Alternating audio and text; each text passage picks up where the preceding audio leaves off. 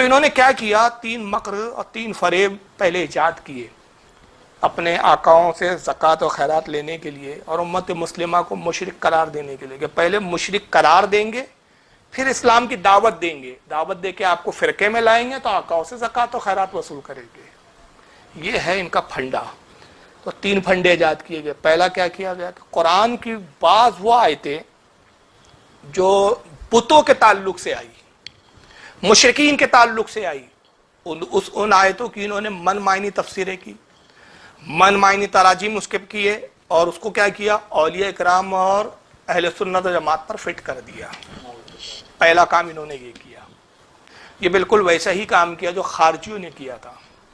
خارجیوں نے بھی حضرت علی کو کافر کہا، تو صرف ایسے ہی نہیں کہہ دیا کہ علی تم کافر ہو، ان کے پاس بھی بظاہر دلیل تھی، بظاہر، حالانکہ وہ دلیل غلط تھی، لیکن یہ ان کا بھی ایک فریب تھا، مکر تھا ان کا، ایک ان کا پھنڈا تھا۔ انہوں نے کہا علی تم نے امیر معاویہ سے صلح کی، اور صلح کے وقت تم نے جو ہے حضرت ابو موسیٰ شریک صاحب ان کو حکم بنایا، کہا کہ یہ حکم ہے، یہ جو فیصلہ کرے ہم منظور کریں گے۔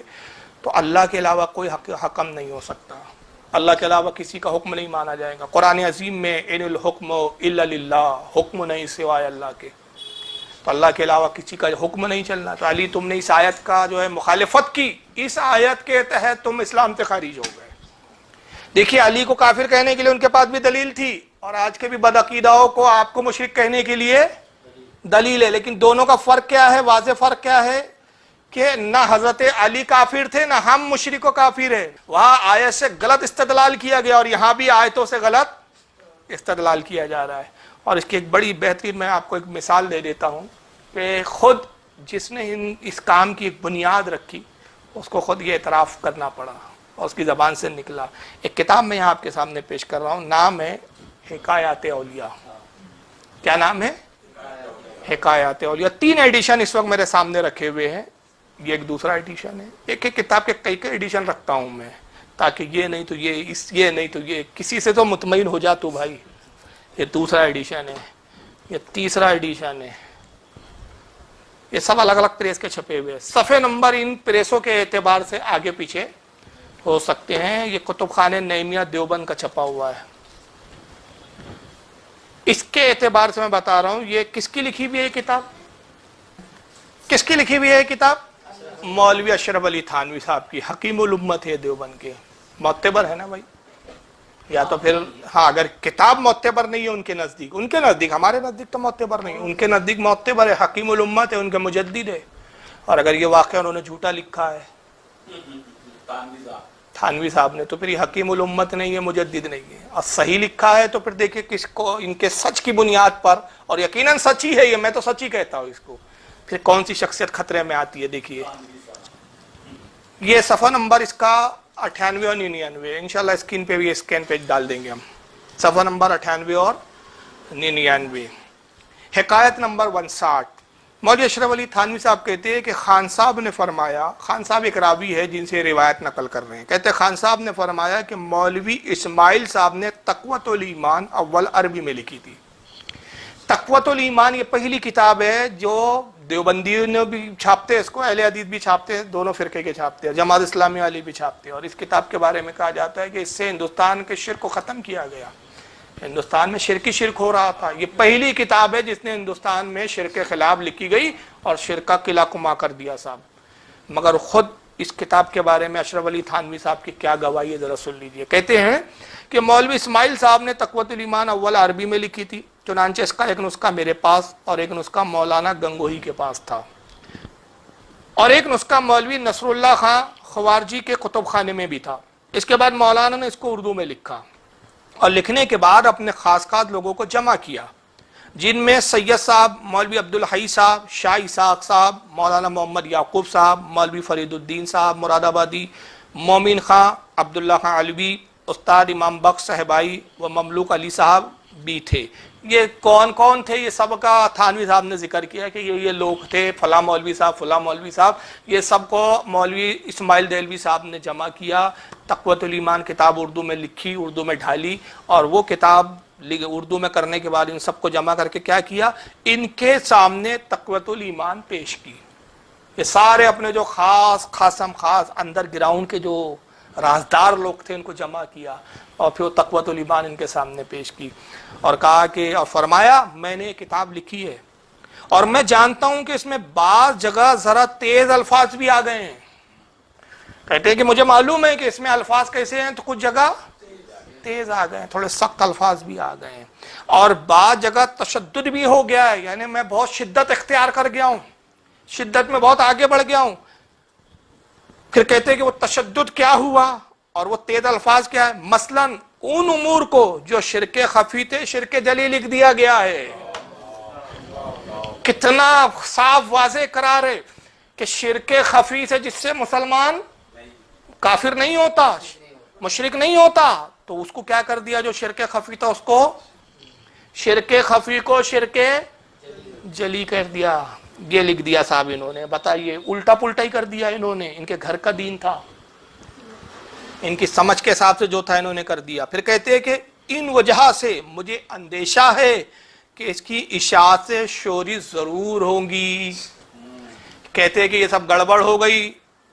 ان کو معلوم ہے کہ میں نے کیا گڑبڑ کی، جس سے آدمی مشرک ہوتا نہیں میں نے ان چیزوں کو لکھ دیا مشرک ہو جائیں گا، جس سے آدمی کافر ہوتا نہیں میں نے کہہ دیا کافر ہو جائیں گا. تو اس وجہ سے کیا ہوں گا، جیسی کتاب چھپیں گی تو شورش ہوں گی، آگ لگ جائیں گی، گڑبڑ ہو جائیں گی، لوگوں میں فتنہ فساد برپا ہوں گا. اگر میں یہاں رہتا تو ان مضامین کو میں 8-10 برس میں بتدریج بیان کرتا.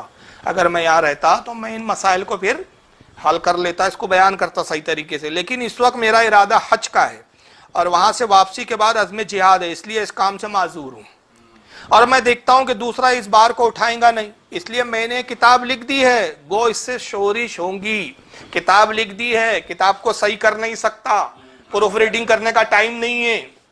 جو غلط مسئلے غلط باتیں لکھ دی، جو شرک نہیں ہے اس کو شرک کہہ دیا، اس کو صحیح کرنے کا ٹائم نہیں ہے. کیوں؟ حج کے لیے میں جا رہا ہوں. کتاب ویسی چھپیں گی تو کیا ہوں گا، شورش ہوں گی. لیکن کیا ہے، اب آگے ذرا سنیے ان کے الفاظ. کہتے ہیں کہ گو اس سے شورش ہوں گی مگر توقع ہے کہ لڑ بھڑ کر خود ہی ٹھیک ہو جائیں گے.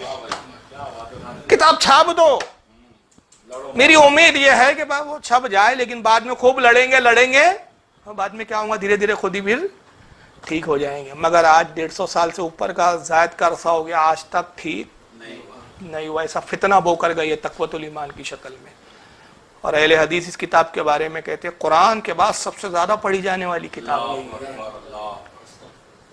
دارالسلفیہ سے جو نسخہ چھپتا ہے اس پہ مختار ندوی جو اہل حدیث کا ایک مولوی ہے، وہ اس کے مقدمے میں لکھتا ہے کہ اس کتاب کے ذریعے 1400 سال میں پہلی بار ہندوستان میں اسلام کا صحیح چہرہ نمودار ہوا.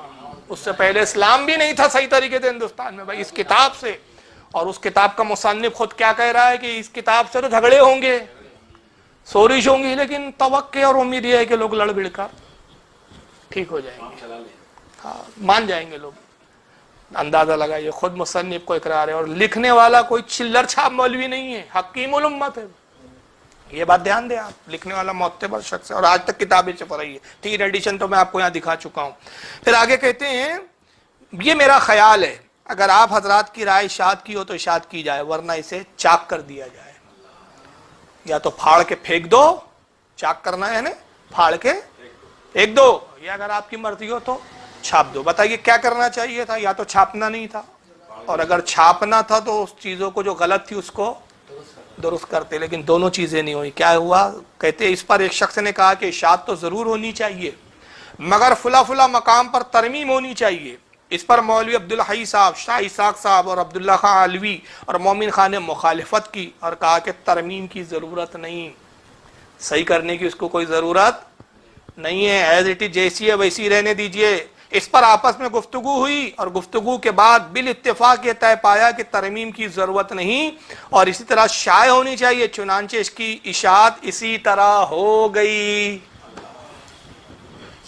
وہی گڑبڑ والی کتاب چھپی، اور اس گڑبڑ والی کتاب جس میں شرک خفی کو شرک جلی لکھ دیا، آج وابلے لے کے دوڑتے ہیں، دیکھو یہ شرک لکھا ہے تقویۃ الایمان میں، اور تمہاری اوقات ہی نہیں ہے کہ اسی کتاب کو بنیاد بنا کے تم ہم سے مناظرہ کر لو. تو بہرحال یہ کتاب چھپ گئی اور نتیجہ کیا ہوا؟ شرک خفی کو شرک. اور یہ کون سی ادا تھی، کون سی حرکت تھی؟ آئیے بخاری سے بتاتا ہوں میں کہ مولوی اسماعیل دہلوی نے کیا گل کھلایا. کہ جو شرک کام نہیں تھے اس کو شرک کہہ دیا انہوں نے. یہ آئیے بخاری دیکھیں. اب بخاری سے میں بات آپ کو پیش کر رہا ہوں. بخاری اور باب ہے قتل الخوارج والملحدین بعد اقامت الحجت علیہم. یہ باب کے تحت امام بخاری حدیث لاتے ہیں. اللہ رب العزت کا پہلے قرآن کی ایک آیت نقل کرتے. اللہ رب العزت فرماتا ہے وقول اللہ تعالی وما كان الله ليضل قوما بعد اذ هداهم حتى يبين لهم ما يتقون. اللہ فرماتا ہے کہ اللہ کسی قوم کو ہدایت کے بعد گمراہ نہیں کرتا. اللہ فرماتا ہے کہ اللہ جب کسی کو ہدایت دے دے کسی قوم کو تو اس کو گمراہ نہیں کرتا، یہاں تک کہ جب تک ظاہر نہ کر دے کہ انہیں کس چیز سے بچنا ہے اس وقت تک وہ گمراہ نہیں کرتا. اس آیت کے تحت یا دوسرے لفظوں میں کہہ دیں کہ امام بخاری اس آیت کی تفسیر بیان کرتے ہوئے یہ حدیث نقل کرتے کہتے وقال ابن عمر یرحم شرار خلق اللہ. حضرت عبداللہ ابن عمر صاحب یہ رسول کہتے ہیں کہ اللہ کی مخلوق میں سب سے بدترین اگر کوئی مخلوق ہے تو وہ خارجی ہے. وہی خارجی جنہوں نے حضرت مولا کائنات کو قرآن کی آیت سے غلط استدلال کر کے کافر کہا تھا. بدترین تھے کہ جنہوں نے مولا کائنات جو سراپا ایمان ہے ان کو کافر کہا تھا. امیر معاویہ کو بھی کافر کہا، بعض صحابہ کرام کو بھی کافر کہا. تو عبداللہ ابن عمر انہی خارجیوں سے مثال دیتے ہوئے کہتے ہیں، ان لوگوں کا ذکر کر رہے ہیں کہ اللہ کی مخلوق میں بدترین مخلوق خارجی ہے. اور وہ بدترین کیوں ہے؟ وقالا انہم انطلقوا الی آیات نزلت فی الکفار فجعلوها علی المؤمنین. اس لیے وہ بدترین ہے کہ وہ قرآن کی آیتیں جو بتوں کے بارے میں مشرکوں کے بارے میں آئی وہ مومنوں پر چسپا کرتے ہیں، وہ مومنوں پر فٹ کرتے ہیں. اور وہی کام مولوی اسماعیل دہلوی نے تقویۃ الایمان نے کیا ہے کہ جو شرک نہیں تھے بتوں کے بارے میں تھا مشرکین کے بارے میں تھا انہی آیتوں سے استدلال کر کے مسلمانوں پہ شرک جلی کے فتوے لگائے ہیں، شرک کے فتوے لگائے ہیں. وہی کام انہوں نے کیا.